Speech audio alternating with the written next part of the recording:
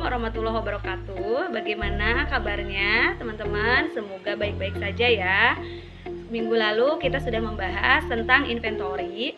Untuk minggu ini masih membahas tentang inventory, tetapi metode di luar arus biaya. Nah, yang akan kita bahas pada pertemuan ini yaitu metode LCNRP. Selamat menyaksikan.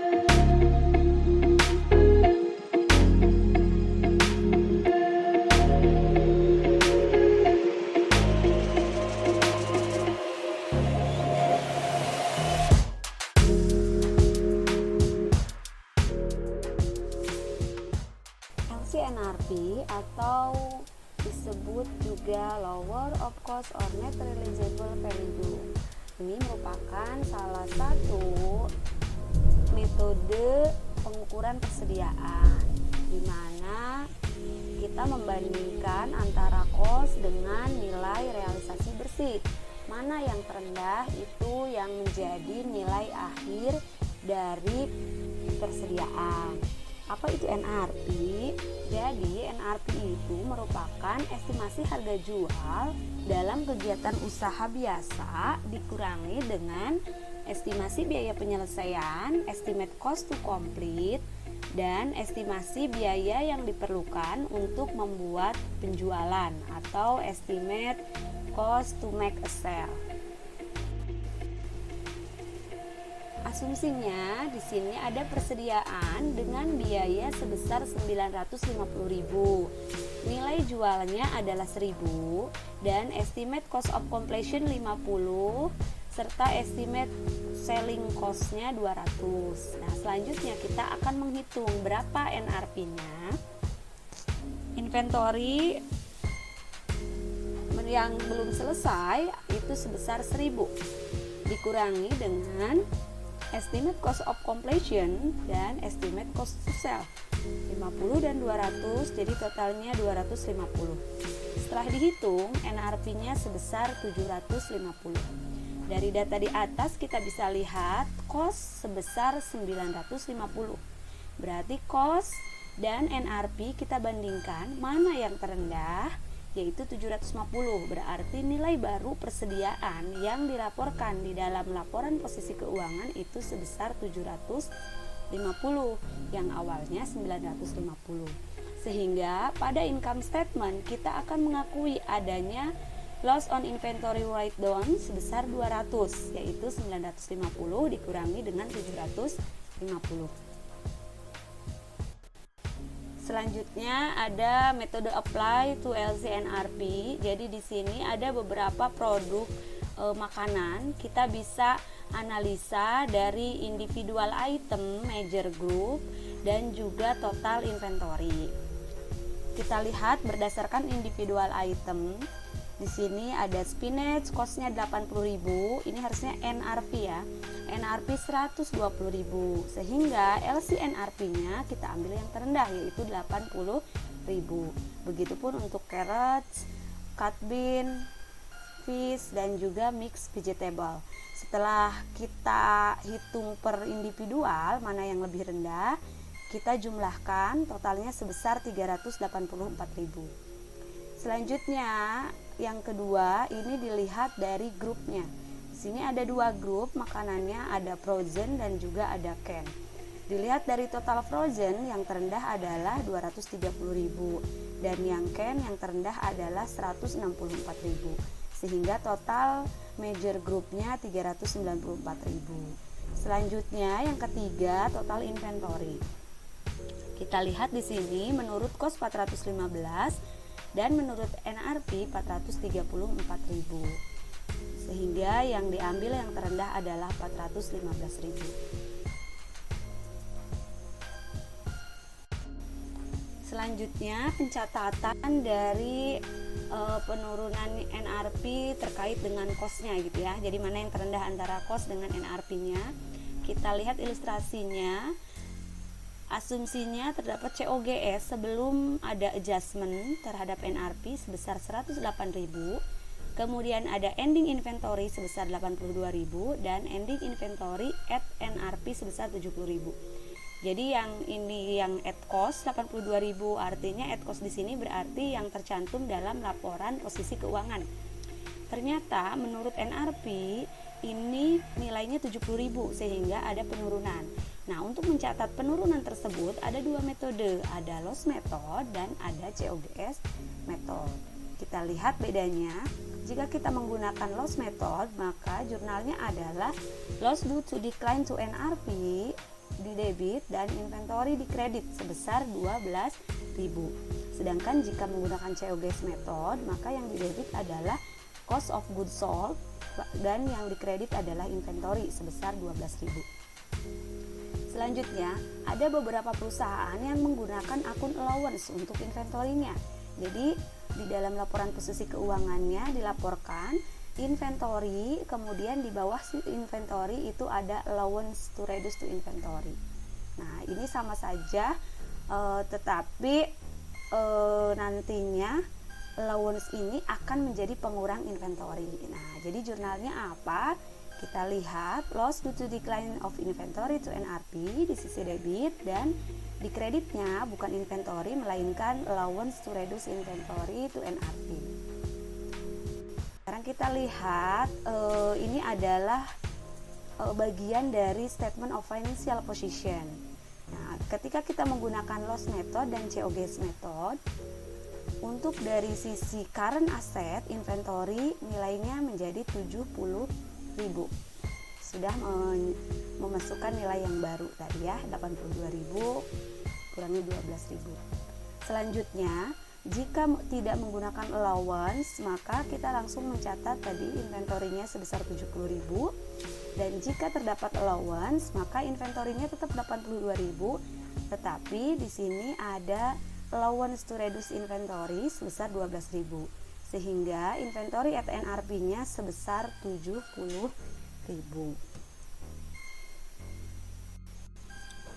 Selanjutnya, bagaimana pencatatan di dalam income statement-nya?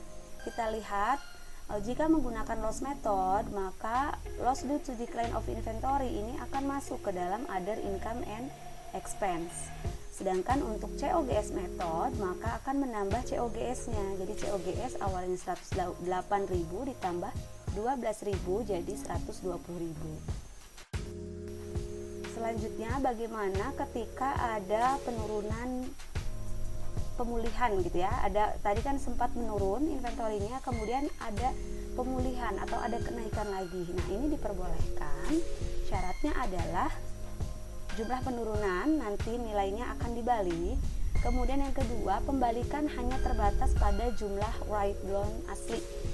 Jadi artinya ketika tahun ini mengalami penurunan 10.000, maka di tahun depan boleh naik tetapi tidak boleh lebih dari 10.000. Kita lihat berdasarkan contoh yang tadi, asumsikan nilai realisasi bersih meningkat dari 70.000 menjadi 74.000. Nah, peningkatan 4.000 ini diperbolehkan karena sebelumnya inventory itu telah turun 12.000. Sehingga ketika meningkat menjadi 4.000 itu tidak melampaui angka 12.000. Kita lihat contohnya untuk jurnalnya. Ini tadi syaratnya adalah jumlah penurunannya dibalik, berarti yang tadinya allowance-nya itu di sisi kredit jadi di sisi debit. Jadi allowance to reduce inventory to NRP, kreditnya adalah recovery of environment loss sebesar 4.000. Nah, ini ilustrasi yang terkait dengan nilai realisasi bersih atau allowance selama beberapa tahun. Kita lihat contohnya. Untuk inventory at cost di tahun 2019 188.000, sedangkan menurut NRP 176. Berarti di sini ada penurunan nilai sebesar 12.000. Gitu ya. Jadi nantinya berarti ada sisi allowance sebesar 12.000 di sisi kredit. Nah, apa efeknya terhadap net income?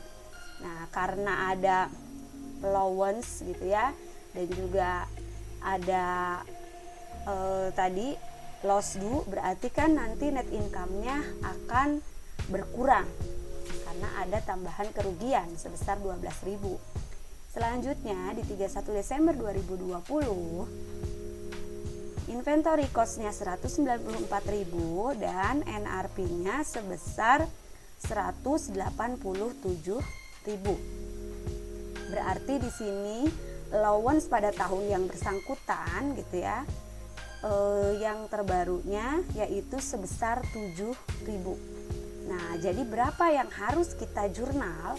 Karena awalnya ada sisi allowance di kredit sebesar 12.000 dan sekarang menjadi allowance-nya itu menjadi 7.000, maka berarti adjustment allowance-nya itu di sisi debit atau menurun, decrease 5.000. Jadi nantinya di sisi debit di sini sebesar 5.000. Nah, ini berarti ada pemulihan kan? Kenapa pemulihan? Karena awalnya turun 12.000 menjadi 7.000.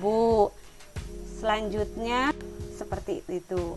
Sekarang kita lihat net realizable value untuk agriculture inventory. Apa itu gitu ya? Ini adalah persediaan jenis baru gitu ya. Jadi persediaan yang dimaksud adalah kita lihat contohkan biological asset. Jadi aset biologis ini diklasifikasikan sebagai aset tidak lancar. Nah, contohnya apa? Hewan atau tumbuhan yang hidup seperti domba, sapi, pohon buah-buahan atau tanaman kapas.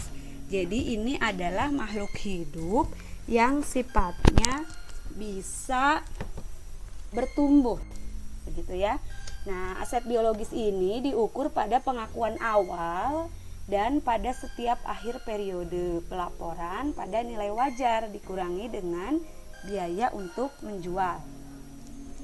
Perusahaan mencatat keuntungan atau kerugian karena perubahan NRP aset biologis dalam pendapatan pada saat pendapatan tersebut muncul. Nah, selanjutnya ada istilah baru yaitu agriculture produk atau produk agrikultur.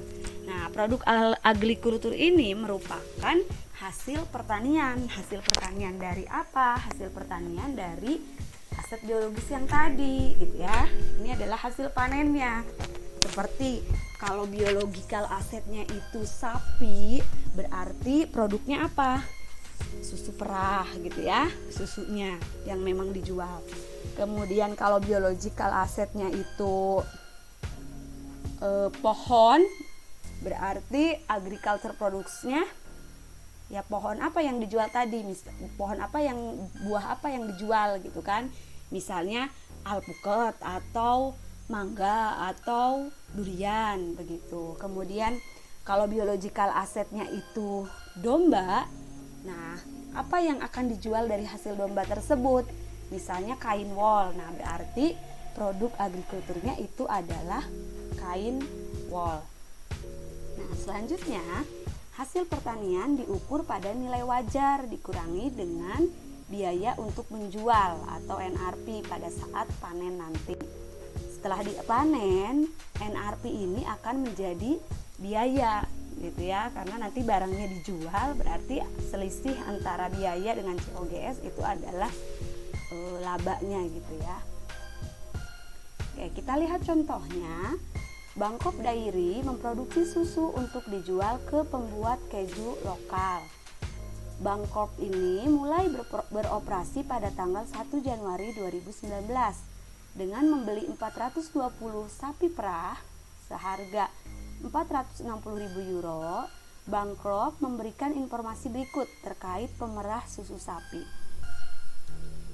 Kita lihat carrying value pada tanggal 1 Januari 2019 sebesar 460.000.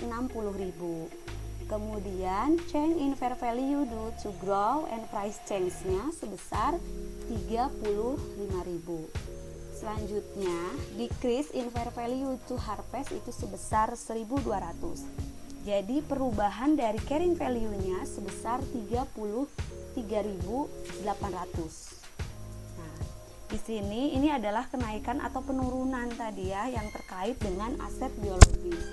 Sehingga carrying value atau nilai buku gitu ya pada akhir Januari itu sebesar 493.800. Dari 460.000 ditambah 33.800. Nah, selanjutnya selama bulan Januari Milk Harvest ini mempunyai nilai sebesar 36.000 susunya ya. Kita akan mencatat perubahan nilai yang tercatat terhadap sapi perah. Kalau dulu tanggal 1 Januari awalnya kita sudah mencatat nih milking cows pada cash sebesar 460.000. Nah, sekarang kita tinggal mencatat perubahannya saja, yaitu biological asset atau milking cows pada unrealized holding gain or loss income sebesar 33.800. Biological asset tadi akan dilaporkan pada statement of financial position di sisi non current, sedangkan untuk unrealized ini akan masuk ke dalam other income and expense gitu ya, menjadi penambah tentunya. Selanjutnya, Bangkok membuat entry ringkasan berikut untuk mencatat susu yang dipanen pada bulan Januari. Nah, pada bulan Januari tadi kan susunya dipanen, sehingga kita mengakui adanya inventory ya. Inventory di sini ada inventorinya adalah milk ya, karena susu. Kemudian unrealized holding gain or loss-nya sebesar 36.000. Ini adalah harga perolehan tadi ya, biayanya. Dengan asumsi susu yang dipanen pada bulan Januari dijual ke pembuat keju lokal sebesar 38.500, maka pencatatannya adalah cash 38.500 dan di sisi kredit sales revenue sebesar 38.500. Selanjutnya COGS 36.000 dan inventory milknya sebesar 36.000. Nah, begitu untuk pencatatan dari agriculture accounting. Selanjutnya terkait dengan net realizable value atau commodity broker. Nah, ini biasanya umumnya persediaan ini diukur pada nilai wajar tadi ya, dikurangi biaya untuk menjual. Dengan perubahan NRP diakui dalam pendapatan pada periode perubahan. Nah, beli atau jual komoditas seperti jagung yang dipanen, gandum, logam mulia, minyak pemanas. Nah, ini yang terkait dengan barang-barang komoditi broker. Kemudian tujuan utamanya untuk menjual komoditas dalam waktu dekat, kemudian menghasilkan keuntungan dari fluktuasi harga. Kita lihat contohnya, pekerjaan pialang komoditas adalah ketika pabrik pembuat roti yang baru didirikan mencari sejumlah besar tepung untuk produksinya. Karena mereka baru, mereka tidak memiliki afiliasi dengan pemasok tepung. Alih-alih mencari pemasok dan membuat kesepakatan sendiri, mereka akan menggunakan layanan pialang komoditas untuk menyegel kesepakatan.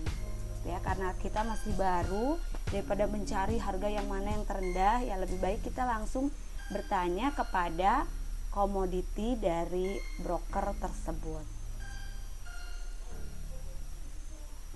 Selesai, jangan lupa disimak lagi materinya ya. Salam debit kredit akuntansi.